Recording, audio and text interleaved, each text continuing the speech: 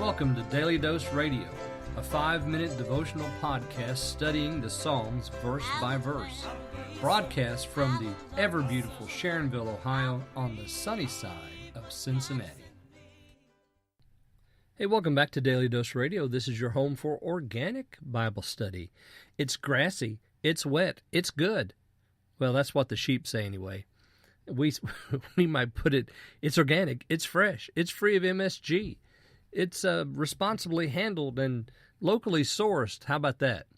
But for sheep, we might say it's grassy, it's wet, because that's what we're going to talk about today. Verse 2 of Psalm 23. That's our text. Welcome to Daily Dose Radio, the finest Bible bistro on the internet. We're cooking it up hot and fresh, whether you're a sheep or whether you're a person. We've got it for you. So all humans gather around. Listen to verse 2. In grassy pastures he causes me to lie down. Upon the restful waters he leads me.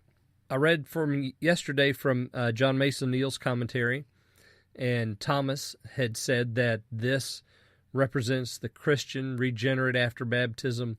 He's come out of the land of blight, out of the land of drought, and he's now entered into the land of fatness. And he's come in here, and the Lord now is his shepherd. And notice the last line of verse 1, I shall not lack, or rather the last phrase, because verse 1 is just all one line. It's all one sentence. And so we have, I'm not going to lack. So if you're not going to lack and you're a sheep, then what are you looking for? What exactly is it that a sheep expects so that he can say, I don't lack? Well, we have it in verse 2, don't we? Grassy pastures, still or restful waters. If they're restful and they're still, they're probably deep, they're probably fresh. This is a place where the sheep would want to be. This little cove, imagine it in your mind. This is where the sheep lie down. This is where the waters are of rest. Now that word rest really plays an important role in this psalm. We have it here in verse 2. We're going to have it again in verse 4. And so the Lord is giving rest and comfort to the sheep. That's us, by the way. We're that sheep because David has already put us in that place. The Lord is my shepherd, so we're pretending like we're sheep. Our needs are taken care of. There's no lack or want to us, because in grassy pastures he causes me to lie down.